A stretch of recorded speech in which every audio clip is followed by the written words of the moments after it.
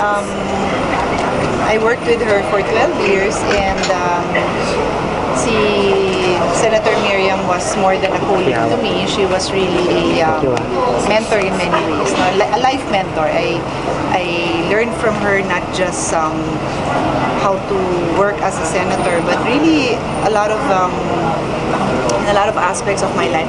I asked advice from her, and I've known her from the start to be a very loving, a very considerate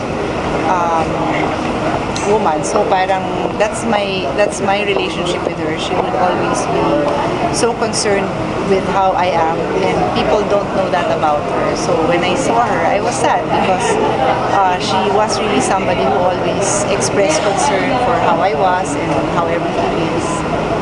Kahit papaano yung aming pinagsamahan, lalo na nung kami nasa Senado, kahit masasabi ko very fruitful dahil lahat naman ng marami tayong natutunan sa kanya. Siya ay isang kasama, hindi lamang sa pagkakaibigan, kung hindi sa trabaho pati.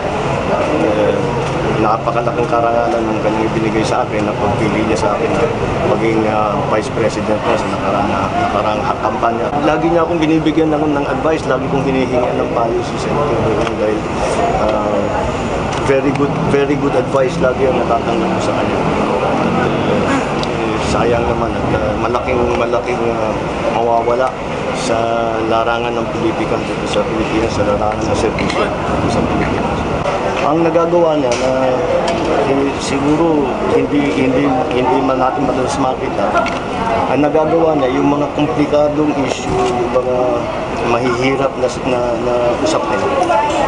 Nagagawa niya ng simple at iniisip niya lagi masyadong malalim itong pinag-uusapan. Ano ba talaga ang mararamdaman ng pangkaraniwang mamamayang Pilipino dito sa ating ginagawa? Si Senator Miriam, ang tapang niyan eh. Hindi gi-give up yan eh. Kahit siguro nahirapan na siya, hindi niya ipapakita, nakangiti pa rin. Yung speech niya, ganun pa rin. Yung mga tao, pag nakita niya yung mga tao, nabuhayan siya. She'll always look forward.